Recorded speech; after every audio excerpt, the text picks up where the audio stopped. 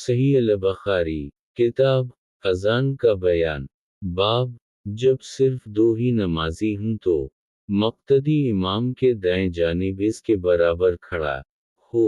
حدیث نمبر 697۔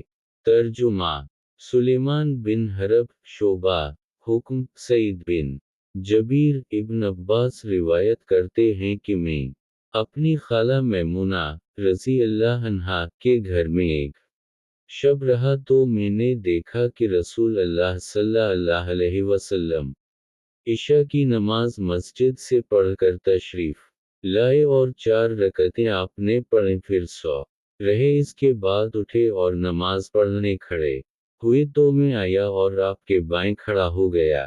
آپ نے مجھے اپنی داہنی جانب کر لی، پھر آپ نے 5 رکعتیں پڑھیں، پھر 2 رکعتیں پڑھیں، اس کے بعد آپ سو رہے یہاں تک کہ میں نے آپ کے خراٹے کی آواز سنی۔ اس کے بعد آپ نماز فجر کے لیے باہر تشریف لے گئے۔